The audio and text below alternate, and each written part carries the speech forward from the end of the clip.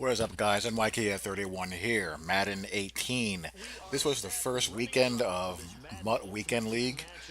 Basically, once you qualify after a not 3 round, but 3 game knockout, you have the entire weekend to bang out 25 games and basically win as many of them as you can. And, the more you win, the higher the tier that you get, the more rewards you get toward the end of it. So, not a bad concept. It's Mutt Unlimited, which kind of, in my opinion, puts a damper on it for me. I'm a much more of a fan of Mutt Salary Cap. Mutt Unlimited just becomes an arms race. And, what ends up happening is that you get the credit card warriors out there who, you know, drop $2,000 to $5,000, and guys have done that already to get every high ticket item that they can afford that is out right now. And you're sitting there tricking around with an 82, 83, 85 overall rated squad. But, that's what Mutt is. That's what Mutt encourages, and that's what people who engage in Mutt in a degenerate level do at times. But anyhow, you got to play them and you got to beat them. That's all you can do. And, through these games, I was trying through quite a few things. I was juggling a few playbooks, mainly going between Jets, Saints, Cardinals. I played with Pittsburgh, Bucks. Those were the five that I've really sunk my teeth into, and I feel pretty comfortable with. They all have things that are similar about them that I like, and some unique twists here and there, like the Bucks, for example. I really like the Bucks spread set along with the gun doubles as well as their gun bunch. Jets, I love their wide trips offset and their gun bunch and their gun doubles. They, along with the Saints, have some single back sets that I really like from under center. And Pittsburgh has some very good stuff as well. Really, I want to find whatever book I use. I want to find a playbook that executes where I feel like I can execute the way I like to play the best, and that I can streamline a small handful of formations where I can run my core concepts. You guys know I like to spread. I like to spread the field. I like to run out of 2x2 and trips. I'm not a compressed set guy. I just don't read very well out of them. Things like split close and shotgun tight, there's just too much clutter there, and I end up being indecisive and making mistakes. One game here, I pretty much try to play out of gun bunch exclusively, and while it was okay, I was kind of sloppy in it. I'm much better when I have the field spread out, either gun doubles or a pure 2x2 spread set, or 4 wide trips or wide trips. But on the flip side, I do want to get better at what I'm weakest at. And you guys will see the difference when I'm in, gun doubles or trips tight end, wide trips, 4 wide receiver trips. I'm much more precise and much more streamlined in what I'm doing as opposed to when I'm trying to run something else. Like here, we're dialing up a little play action dagger concept. This is right in my wheelhouse. I know exactly how I want the progression to go. I know how the routes are going to break, how they're spaced, and boom. Stuff like that is what I love to do. And on defense, I'm pretty much in only two defensive playbooks, the Jags and the Bengals, mostly the Bengals. I feel like the Bengals playbook has been one of the better ones for quite some time, and it's true this year as well, as a lot of people seem to have gravitated towards it. I'd still sprinkle in the Jags here and there if cover three press didn't scare me half to death, but that's another story for another day. But yeah, that is how I have been rolling. And I pounded out these 25 games over the weekend, and honestly, I don't think I'll be doing this again. I don't like unlimited teams. I like salary cap much better, or a MUT Champions format where everyone's pretty much at the same level as far as player pool is concerned. And also the time that it takes. We had the opening weekend of college football this week, and we have the NFL next weekend. So Saturday and Sundays, I ain't gonna be tricking around playing 25 games of this. That's for damn sure. Plus, the rewards for the time I don't feel are all that great, really. You can do just as well playing, MUT Draft or Salary Cap Ranked, or if you're into MUT Unlimited Teams, just playing head-to-head seasons. I felt I did all right though. I made a good account of myself. As we're going to get gashed to the left on the run here, or against the run, I forced a fumble at least. My gosh, I have such a hard time with the off tackle run, especially to the left side. I just don't have a lot of block shedding there, and B, my outside backers are slow. So if someone gets to the outside, there tends to be no one there. To the right side, I don't have much of an issue at all because I have Reggie White and I have Snacks on that side, and Anthony Barr does a pretty good job. But on the left side, we're pretty weak, pretty weak. Johnny Abraham, I have the 84 overall. Johnny Abraham, his block shed is not that great. He's a pure pass rusher, but even his pass rush was only like 85 as of right now. And I was rolling along with Kiko Alonso, base gold Kiko Alonso, at the right outside backer spot, and he's slow as dirt. And I had him there until I got not. How did that get through? Oh my gosh. I did everything right there. Played man press. I had him squared up, and somehow that got through. Jeez. But anyway, as I was saying, I have Kiko Alonso, or I had him until a couple of games ago, where I got Nigel Bradham in a level upgrade pack. He's a little bit faster, but I'm just kind of a slow poke up on that side. On offense, we got rid of Eli. I had enough of Eli Manning, so I plopped down some coin on Matt Stafford. I can't stand these baby armed QBs.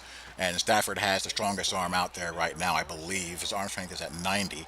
I'm sure Tom Brady, Matt Ryan, Ben Roethlisberger are pretty close to that. I'm going to get Warren Moon eventually. That's inevitable. That's going to happen. I just am nowhere close to being able to afford him yet. And Stafford is, pretty solid. He has the arm strength. He airmails about two or three throws a game that irritates me. But this early in the year, unless you just blow out a couple of 100,000 coins on the upper tier quarterbacks that are out as of right now, that's going to happen. Everything is just so overpriced that it makes it tough. Horrible play call by me there. I gotta send either 4 or 5 or 6 on that situation. And here, my outside backer Anthony Barr and my strong safety collide with each other, and that leaves the back wide open. And this right here has got to go. You beat Kiko Alonso to the corner, that's fine, but there's no reason for my user control to be hijacked, and my linebacker goes out of position on a spin move. I was right there to tackle him. I had the right angle, but my control was taken away from me, and he spun for a touchdown. But Will Fuller, he has my back. Wake up the echoes, and we're up. We're tied 14-14. So back on D. Good old level sale. I can deal giving that up out of that play. Play action, I get really fortunate here. I get caught a little bit. I bail, and he panics. So we get the INT with Jason Verrett. My corners right now are Verrett. I have the power-up Champ Bailey that I got to level 3 that I grinded away. And John Ross. If you forget about John Ross, you will pay the price. He's one of my receivers, obviously, along with the 87, the now 87 baby goat Randy Moss. I had the 85 one for this game, and also this one ahead. But I eventually was able to level him up toward the end part of this weekend. And my God, I mean, look at this. But, what can you do? Got a buck club and you got to play. But, yeah, Randy Moss, eventually I've got him up to the 87 overall baby goat. As Barry Sanders goes churning away, I have Eric Decker and Zach Miller as my tight ends. So my offensive line is pretty decent. And this is the game where I've tried running out a gun bunch all game long. I don't know how guys do it. I did a very sloppy job of it. I made quite a few mistakes. But, overall, like I said, I think I did pretty well. I started out really strong. I didn't get credit for my first win. The very first game that I played, I was up and the game dropped. I stayed online. I never lost connection, but I never got credit for the win either. But after that, I won my next 7. So basically, I started out 8-0. Then I hit a rough patch where I went like 1-3. So I went from 8-0 basically, well, really 7-1, but really 8-0. 7-1 officially, 8-0 unofficially, I guess you can call it. But from that, I found myself sitting at, doing the math, 8-4, and I wasn't really satisfied with that. I said to myself, "Come on, NYKA, you can do this." As I baited him there, I baited him into thinking that route was going to be open and got the lurk. But I said to myself, "I can get this done. I can do it. I can make a run and get into the elite tier." But then after that turnover, I turned the ball right back. I tried to throw the ball in between the defender and in front of the safety with a high point to Miller, and Stafford sailed it over his head and pick six. So I'm down 14 nothing. Not good. Somehow, after I truck Chris Harris, a couple of defenders got hit by friendly fire, and I'm able to house that bad boy. So it's 14-7. Single back close. Surprise, surprise. Probably in the Saints playbook. Reginald White. Reggie White, he comes through, and he showed out for me. Him and John Abraham showed out for me all weekend long, I gotta say. They rose to the occasion. Tight man coverage on 3rd and 12. We get the incompletion there. I've been gravitating more towards man coverage on 3rd and long. If you want to take away routes, press man. That's the way it is in the real world. If you want to cut down space, you got to challenge the receivers. Of course, a flip side to that, if your guys aren't good enough to challenge the receivers, there are dire consequences. So we hit Eric Decker. We're up 14-14, and this is the last time I am allowing a guy to return a kick until I get a kicker that can get touchbacks. I ain't having this happen anymore with these kick returns. From now on, I am going to do the S. Gibbs kick. I'm going to sky kick it and pin him to the sideline. I am not allowing any more kick returns. I'm done with that. I throw this way too late. Like I said, I'm just not comfortable playing this way. That was just a stupid throw. And what did I tell you about my left side? Barry Sanders off of the races. If I don't get him with my user control, Deion Jones, no one's getting anybody. Back on O, gotta make something happen. John Ross in space. John Ross in space is very good. He made an insane catch in traffic, or a diving catch earlier in the game, but, he's a space guy. Not going to win too many spec catches or come down with the ball in traffic, but if you fall asleep and forget he's wandering around out there, you're going to have a problem. Moss, doing Moss things. Now that's a throw I wanted to make that got run back 9 yards the other way for a touchdown. So we're back in it, 28-21. We've got to gang up on the run. We are 4th and 1. Got to bring the noise here. We got to go YOLO. And he's going to throw. And if Mukamura was an 85 speed instead of an 84, that is a pick six for me the other way. I just missed that. And that game is going to cost me being able to get into the elite tier. The highest tier I can get is Gold 1. After this L, I have to win out to get it. So good news, bad news, I can't get into the elite tier, but the good news is I have something to lock into to salvage the weekend with.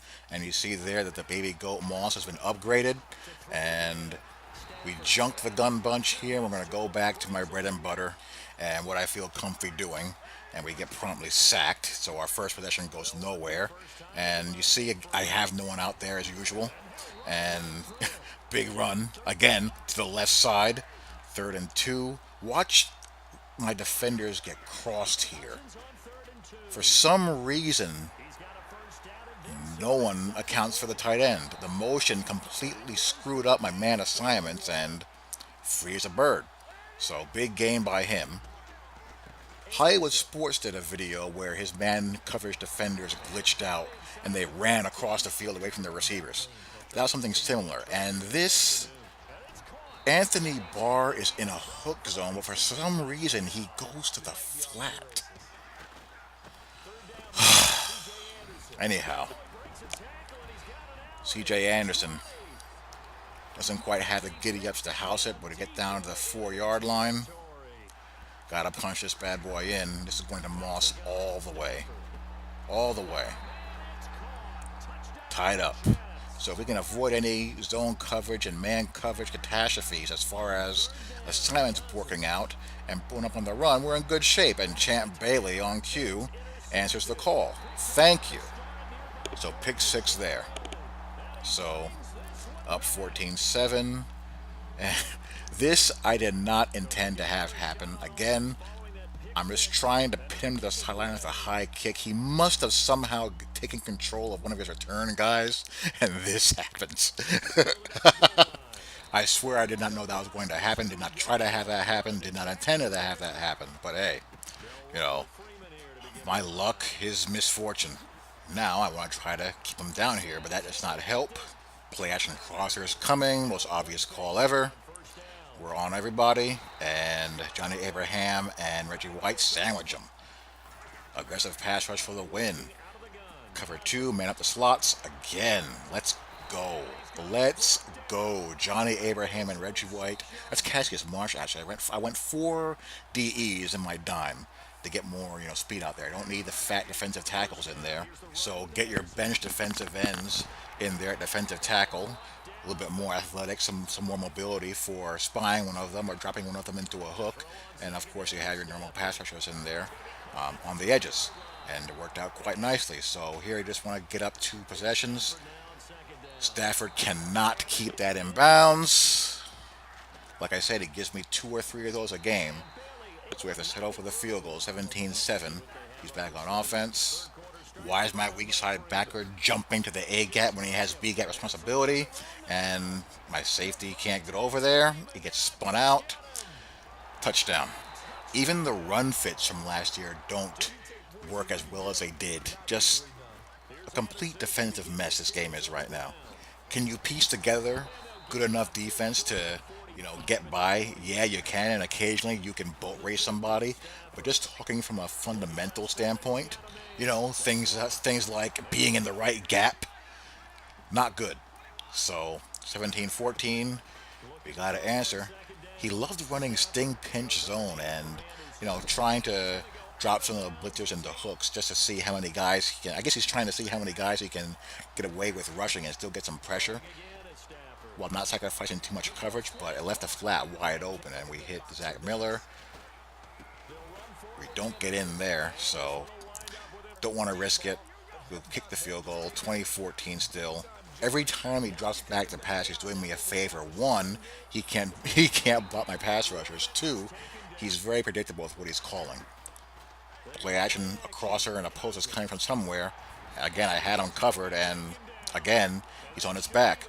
Most of these guys are going to force you to defend deep posts and deep crossers all game long, and you just got to be on the lookout to do it.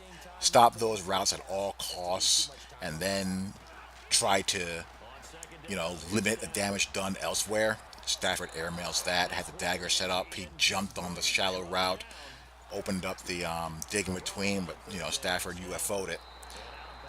Go back to the sideline, wear that sideline out. Gonna play it safe here, slip screen, see if I can catch him napping, but can't do it. And I do that because I just don't fear his passing game. So we're gonna go up 23-14. I'm not gonna do anything crazy. Make him have to score twice to win, which I don't think he can do. Play action, look for post, look for post, look for post. I'll live with that. Don't really care about it. Better to have it completed in front of you than behind you. Bad call there. There's no timeouts left. That's just going to waste time. And, he eliminates being able to run again. So playing pass all the way here. Not going to even bother having that guy in the A gap. I send my guy in the cloud flat there. Actually, I thought he would throw across the middle, across his body, and I would probably get an INT or a inaccurate pass, but he dumped it right over his head. Good play by him. And here I go to 3-3-5 wide, but I drop all the linebackers back, and he has no clue where to go. He just chucks it over the middle instead of throwing the ball away, and that's going to ice the game. So that will be that. We get our first rage message of the new Madden year. That's always fun. Always nice to get rage messages by social rejects. And that closed out the weekend league grind. Like I said, not going to do it again. I finished up 17-8. As you can see, that got me to Gold 1 and just 2 wins shy of Elite 2. But overall, I think I did pretty good for myself. I'm not going to do it again. I don't like MUT Unlimited. Plus, I'm not going to be able to get the games in. So anyway, hope you guys enjoyed. I'll talk to you all later. Peace.